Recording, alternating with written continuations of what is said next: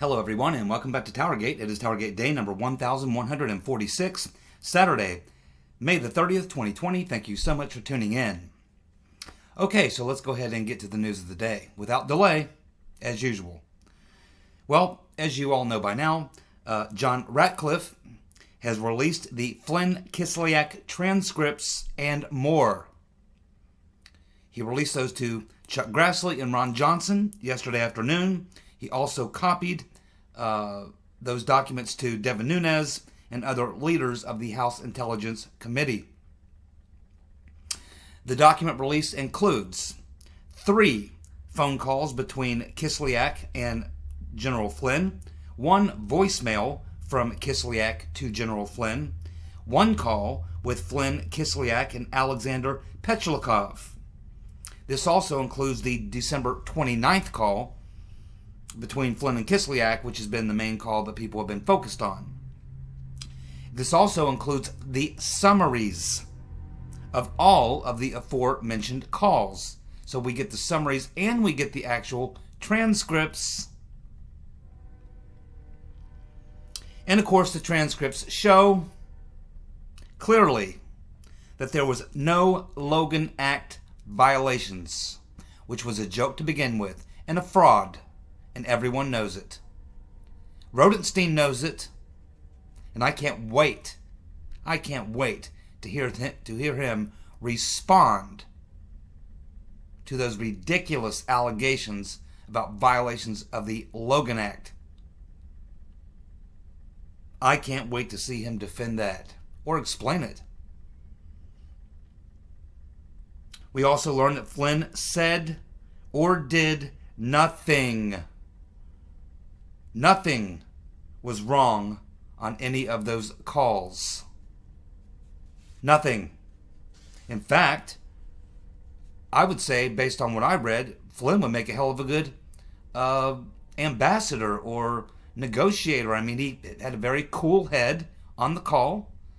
He just urged Kislyak not to overreact. Clearly, he was surprised when Kislyak even brought up sanctions. Apparently, I don't think he even knew about it. Now, he may have expected it, but he didn't know about it. Because remember, he's on vacation somewhere, I guess, in the Caribbean on the same day that Obama made the announcement. So it probably hadn't even reached Flynn yet. And it was Kislyak who brought it up, not Michael Flynn. And all Flynn said was, yeah, okay. Almost like he didn't, clearly, it looks like Flynn was not aware. And that's the only take you can have on it. And he really made no comment other than, yeah, as in, I hear what you're saying. But making no comment. As I said, Flynn did not bring up the sanctions. Kislyak brought up the sanctions. And of course, as I said, they were announced on the day of the call, that December 29th. And it's likely Flynn didn't even know until Kislyak told him. Most of the December 29th call is about Russian diplomats being expelled from the country. And Flynn only asked Kislyak not to overreact. He tried to de-escalate the situation. Nothing at all was wrong with the call. Flynn was railroaded. This is very bad news for the deep state, for the coup plotters, for their allies in the fake news media, and the demo commies in general. It's also very bad news for activist Judge Sullivan. Do you think he'll pull back at this point? Because now that these transcripts have been released, it's going to be even more difficult when he appears in front of that 3-judge panel. Because the reason that the DOJ decided to dismiss the case, the evidence for that is clearly laid out in these transcripts. There never should have been any questioning of Flynn. There was no reason, no predicate, no crime, nothing that you could even draw into question. It was all a major, I don't even want to say hoax. It's something different than that. It is, hoax is not the right word. They just lied. I mean, it's just a flat out lie.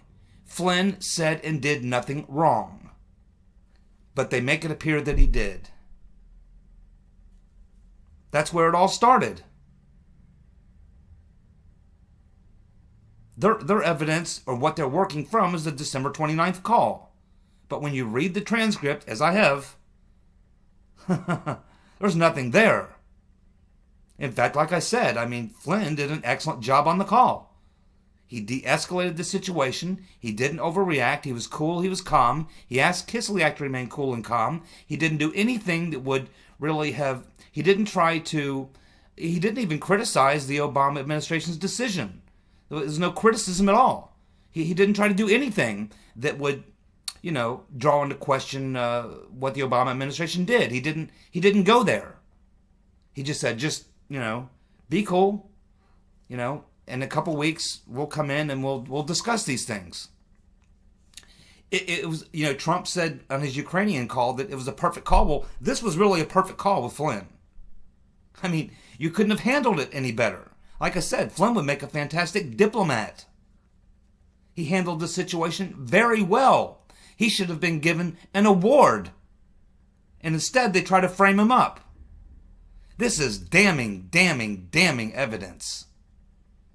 And this is going to fry the collective asses of Rodenstein, McCabe, Comey, and the Mueller team, specifically Uncle Bob, who's the head of this thing, and I know he's largely incoherent. He's got, similar to Biden, but Andrew Weissman and some of these other guys, that's why I guess we heard like a week or so ago that Durham, 2 weeks ago or so, that Durham was now focused, really honed in on the Mueller investigation. Remember, the whole Flynn stuff occurred, it was set up prior to Mueller, but it was the Mueller investigation where they actually went after Flynn. It was the Mueller crew who went after Papadopoulos. It was the Mueller crew who went after Manafort, who went after Carter Page, and others. And every bit of it, based on fraud and lies. I mean, it's extraordinary. It really is. And the only conclusion that you can draw from this is, as we've said many times, they just simply had to believe that there was no way that this would ever be uncovered. They had to have believed that Hillary she was going to win, and there was no chance Trump could win. And now we know why they panicked so badly. Now we know. As more and more evidence comes out, and it's not that we're just now surprised, that we're just now learning about this and we're surprised about it. We have literally known about this for a very long time. It's just that now we're getting the evidence, and now we know why it took us over 3 years to get the evidence. And then you see this statement by Rodenstein yesterday, where I can't remember the exact word-for-word statement in the paragraph, but the sentence that struck me is just unbelievable, is when he said, he's talking about how sometimes cops make mistakes. And he said, that's why we need strong oversight. These weren't mistakes. These weren't mistakes, Mr. Rodenstein. And in regards to having strong oversight, these committees for the entire 2 years of the Mueller investigation were requesting the documents to do the oversight, and you advised them, as well as the president and acting AG Whitaker, that even requesting the documents could be considered obstructing the Mueller investigation.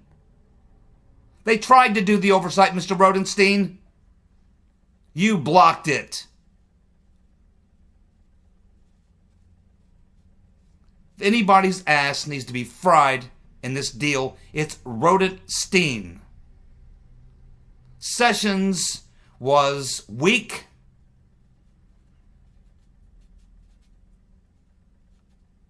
on a lot of counts. He never should have recused himself, in my opinion. But even if he did feel he needed to recuse himself, as soon as he realized the shenanigans that were going on, he should have blown the whistle on it, unrecused himself, and said, wait a minute. There's something going on here. I'm going to take control of this situation. Rodenstein, I need to see you in my office.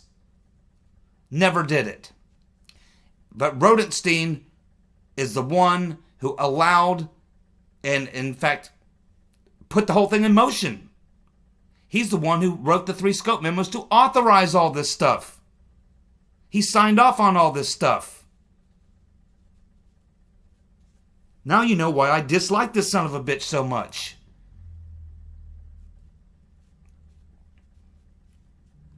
And it really burns my ass to think that maybe he's got a deal or something. This is the one guy I would never give a deal to. Even if he came in my office and said, man, I'll give you everything I got. I'll roll over on everybody. I'd say, no thanks. No thanks, Mr. Rodenstein. I can get that from other people. That's one guy whose ass I would fry. None of this would have happened without Rodenstein. He was in the position to blow the whistle on all of it, put a stop to all of it, or give it a big push. And he gave it the big push. He's so culpable in this entire massive crime. And his comments are sickening. God, I hope they grill his ass.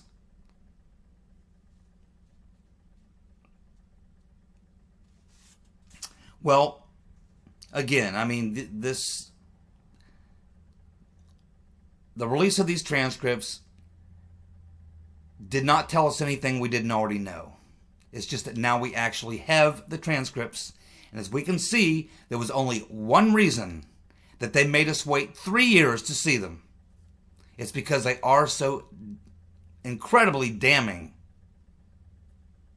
And, you know, the whole Mueller team right now, I mean, I think the people who are most damaged by this, I think even more damaged than Comey or Obama administration officials or McCabe or any of these guys or the Crossfire Hurricane team, I actually think that the release of these transcripts, because the prosecution was done under the Mueller investigation with the approval of Rodenstein. I mean, I think this is probably more damning for Rodenstein and the Mueller team, Mueller investigation, than anyone else. It's bad for everybody on the coup plotter side. I mean, and again, I mean, Judge Sullivan, I mean, it'd be very interesting to see what happens. I think based on the release of these transcripts, I don't know how he could possibly do anything other than tell this 3-judge panel that, look, you know, okay, I get it. Yeah, we got the transcripts. Never should have happened. I don't know what. I was having a bad day. I'm kind of old. I'm kind of senile. I was in a bad mood. I woke up on the wrong side of the bed. I made a bad call. Yeah, you're right. I'm going to go back into court tomorrow and dismiss this case and apologize. I made a big mistake. That's the only thing I can think he could do, and save even half of his face. What a absolute tragedy this is. And the fact that we had to wait all this time because of Rodenstein. Nunes was requesting the scope memo a long time ago, all 3 of them. He was requesting these transcripts a long time ago, as was Sidney Powell. Look how long she had to wait. And if it wasn't for Barr and Jeff Jensen, we never would have got this. And Grinnell, and now Ratcliffe. The sunlight is coming in. And the cockroaches are scattering. Man, oh man. Now, let's move on to some other news. Well, of course, the killer cop, this Derek Chauvin, has been arrested, charged with 3rd-degree murder and manslaughter. I expect that he'll probably be convicted. I do understand there could be other evidence we have not seen yet, but I'm telling you, watching that video, I cannot think of any piece of evidence I can think of that would change my mind about what I see on that video. Maybe there's something out there, but I can't imagine there's anything that could change those 7, 8, 9 minutes, whatever it is, where he's sitting there with his knee on the guy's throat. I mean, I don't know what evidence would change my mind at this point. That, we're talking about a lot of bad, dirty cops. Man, there's a lot of bad, dirty cops. Not just at the FBI, at the main branch, and all over the place. It's a problem. It is a problem. Talk about pandemics. This is a pandemic here as well. And something is going to have to change, or we're going to continue to have these problems, and they're getting worse. Of course, the riots continue across cities all across the country. We're seeing it break out everywhere. We had them in Ohio today and yesterday, last night. I don't know what these people think they're accomplishing. If their goal is to bring attention to the problem, everyone already sees the problem. We've seen the video. Burning down cities, destroying people's property and businesses will not get people to see your way of thinking or your side of things. You will only turn people off. You harm yourself. The whole point of the message is lost when you start destroying people's properties and stuff like that. And then we get some crazy person on Twitter who says that they're going to take it next to the suburbs. Well, I don't know what suburbs they're talking about, but they're sadly mistaken if they think that they're going to walk into certain, let's say, communities across this country that are not run by liberals, and they think that they're just going to walk in and start burning down businesses and destroying vehicles and doing the things that they've been doing. They may get away with that in Milwaukee, in the city. They may get away with that in some city in Missouri. They may get away with that in Los Angeles. They may get away with that in certain places. But I can assure you, it's not going to fly, not in the county I live in. I think we have the best sheriff in the county. And about a year ago, I think it was last summer actually, when Antifa was threatening to come here. And basically Sheriff Jones, our sheriff, said, well, I'll tell you what, you folks come here, I will deputize every damn permit holder in this county. And keep in mind, the county I live in, per capita, we have the second highest number of licensed carry people in the country. This is a very rural district. We have some beautiful suburbs here. A lot of people open carry, conceal carry. These are people here who will not let you just come in and destroy their property and their businesses. It's not going to happen here. I can't speak for all, neighborhoods or what they refer to as the suburbs. I can't speak on behalf of everyone across the country. I can only speak on behalf of the county I live in southwestern Ohio. Don't come here. You will not get the response that you're seeing in some of these cities controlled by liberal mayors and liberal sheriffs. We don't have those people here. We have different kinds of people that will defend their property and their businesses. This is not going to happen here. We don't even worry about that. Don't come here. That's my advice. Whoever you are on Twitter making that threat, don't come here. Yes, I think the point made by Trump yesterday when he signed the executive order regarding social media, making the argument, and it's a slam dunk argument, I don't think it could even be challenged. It's such a slam dunk argument that Twitter is no longer a platform. They are, in fact, a publisher. They are heavily engaged in editing. They certainly are. And they have lost their right to claim the privileges of a platform. They are not a platform. They are a publisher. And all the points that Trump brought up are dead on the money. And I think it's a great move by Trump. I wish it would have happened sooner. But it's finally happening. We finally get a statement from the FTC and the FCC basically saying the same thing. So finally we're going to begin to put the kibosh on this. It's been going on for a long time. And keep in mind, this is, the only thing I would take issue with in Trump's statement is where he talked about, conservative voices being silenced or what have you. It's not just conservative voices. The editing or the banning or the shadow banning or whatever you want to call it, it's happening to many, YouTubers on the left. Tim Pool, Kyle Kalinske, and I'm not a fan of any of the. Well, I like Tim Pool pretty much, but like Kalinske, way too far to the left for me. Sam Cedar, all these people, Jimmy Dore, they've been as censored as a lot of people on the right. I mean, it's not even a right-left thing. It's more than that, and it's way out of control, and it has been. And I don't run ad revenue on my videos. I don't monetize my channel. I don't try to make money off my channel. So I'm essentially delisted anyway as far as Google's concerned. But I promise you that if I monetize my channel, within the first 24 hours, I would be banned. I would not be able to do the videos that I do if I ran ads. That's why, well, that's one reason.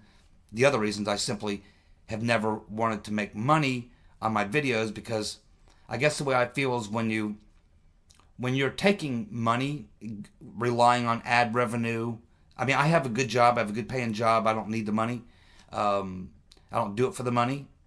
But when you begin to take money, then you have to start thinking about everything you say or whatever. And I don't ever want to have to do that. I just want to be able to sit down in front of my video camera and just, speak my mind. And I don't want to have to think, oh God, am I going to offend this person and lose some ad revenue? Am I going to offend this guy and lose some? Oh, is he going to, unsubscribe? I really don't care. This is a video diary. For those of you who are new to my YouTube channel, just so you know, what I do every day is a video diary. I'm inviting anyone who wants to come and take a look at my daily video diary. If you like my video diary, then come back and check it out tomorrow. That's fine. If you don't, then go watch someone else. Again, I don't make any money from this. I don't want to make any money from it. I don't need to make any money from this. I am covering the Spygate story. I have been doing this since March the 6th of 2017. Only because I want to cover the story. I want to document the story. I have no interest in monetizing it in any way, shape, or form. I just want to cover the story. And I want to be able to sit down in front of a video camera, and I want to be able to speak my mind and say what I think without worrying about who I might offend, whether or not they like the fact that I wear a hat. I don't wear a hat. That I don't wear nice clothes. I wear the same shirts over and over again. I don't have a professional setup. I don't have researchers. I don't have all these bells and whistles. I don't do any of that. That's not what I do. Other people, lots of people do that. That's not what I do. And so that's the whole point of it. But the fact is, if I were to monetize my YouTube channel, I can assure you that my content would be banned. I'm already delisted because I don't advertise. Google doesn't care about me. They look at me and go, "Oh, he don't run ads on his." Well, screw that. We don't care. Screw that. Just delisting. So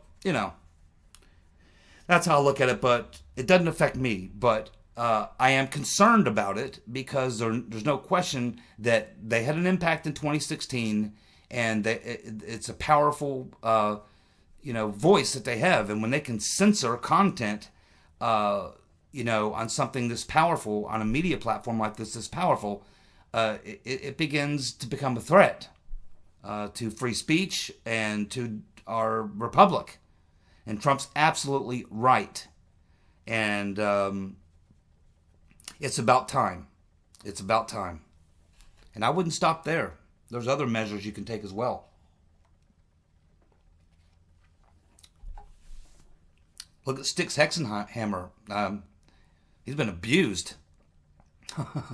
He's been abused. He should be the very first guy to file a lawsuit.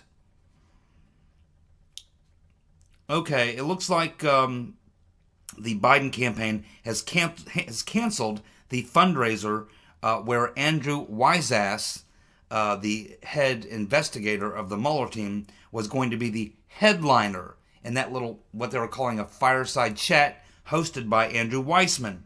So now they've canceled that. Yeah, I think that's a very good idea. By the way, someone doesn't like my laugh. That's okay. That's okay. That's okay. Biden has canceled the fundraiser with Andrew Weissman as his headliner. That tells us a lot. Someone's whispered in his ear and said, hey, I think this Weissman guy might be in a lot of trouble. Probably don't want to have that clip out there of him endorsing you. Yeah, he's in a lot of trouble. And he's an arrogant son of a bitch, that's for sure. But there's no doubt in my mind that you cannot look at the Mueller investigation and come to any other conclusion at this point with the evidence that's been out here for a very long time, and Durham's got a lot more, and come to any other conclusion that the Mueller witch hunt was never a special counsel investigation into Russia's interfering in the election. It was never about that. It was never about that. That was a cover story. It was always nothing more than an extension of the coup, but the primary objective was to protect the evidence that would expose the coup. That's what it was. And that's evident to Durham at this point. And I think probably the most difficult decision Barr will have to make is when he's presented with the evidence by Durham and others working here, at some point, Barr is going to have to come to terms with the fact that his old buddy Mueller was part of the coup plot. And they're friends, have been for years. And the whole Mueller team. And rebutting the Mueller investigation's findings are one thing, but find them criminally liable in the coup plot, that's a whole other thing. And that will probably be the toughest thing that Barr is going to have to come to terms with, is that the Mueller investigation wasn't just, and it wasn't what, it was advertised to be. It actually was a big part of the coup. And Weissman was the ringleader. Weissman definitely needs a criminal defense attorney, in my opinion. They've got a lot of problems. Well, of course, the Rotten Reverend couldn't resist getting on social media. She doesn't realize how irrelevant that she is. And she still hasn't figured that out. That no one really cares what the Rotten Reverend has to say. And she's absolutely just despicable. So she tweets out yesterday that the President of the United States is calling for violence against American citizens. That is so wrong. We need honest reckoning and reconciliation. If you haven't already, join the work to replace him in November. Start now. Well, that's a big fat lie. It's all the Rotten Reverend does. The POTUS is calling for violence against American citizens. No, he said, looters lead the shooters. He's absolutely right. When you start looting people's businesses, some of them have firearms and they want to defend their property and their livelihood, and they will. And things can get out of hand pretty badly. Trump is talking about the rioting. He doesn't mind the peaceful protests. He totally understands it. He totally gets it. What he doesn't understand is how people believe that rioting, burning down their cities, destroying private businesses of people that had nothing to do with what that dirty cop did, how that somehow it justifies what they're doing. Nothing justifies the destruction of private property of innocent people who did nothing. They're as disturbed probably by the video as anyone else. So the cop, let's just say I have a run-in with a cop. I'm driving down the road. A cop pulls me up for going 7 miles over the limit. And he's an asshole. And he gives me a lot of lip. And I don't appreciate it. And he tells me to get out of the car. And I call him an asshole. And he whacks me with a billy club. Is my response supposed to be to go down the street to all the neighbors who live in the neighborhood and start torching their houses because a cop billy clubbed me? No. My issue's with the cop. Not with the people there in the down the street. Or the business owners there. Why would I go after them? So you see, this is logical. And this is what people are questioning. When, yeah, I understand the cop did a bad thing. He should absolutely, as best as we can tell, And we do have due process, but, I mean, the court of public opinion and the court of law are two different things. The court of law, it'll be based on the facts, the evidence, and all that. But in the court of public opinion, looking at the video, it looks pretty bad for the cop. But because the cop did a bad thing, you cannot justify going out and committing all this damage to property, people's private businesses, their private property, and their vehicles, and you're burning down your own damn city. There's no justification for that based on what a bad cop did. And logical, reasonable, intelligent people know this. This is what Trump is pointing out. The fact that the cop did something very bad is not justification for burning down a city.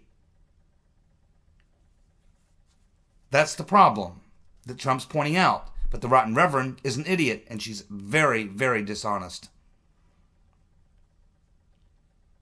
And you know, it was just about a week ago that the Rotten Reverend, in another social media post, called those peaceful protesters up in Michigan domestic terrorists.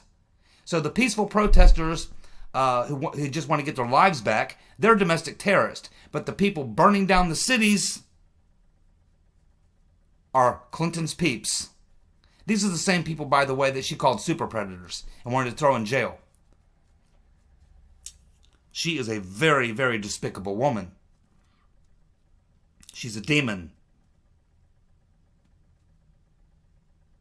You think we'll get a fact check on Hillary's tweet? Could I have a fact check on aisle 9, please? Fact check on aisle 9, please. Nope. Won't fact check the Rotten Reverend. Okay.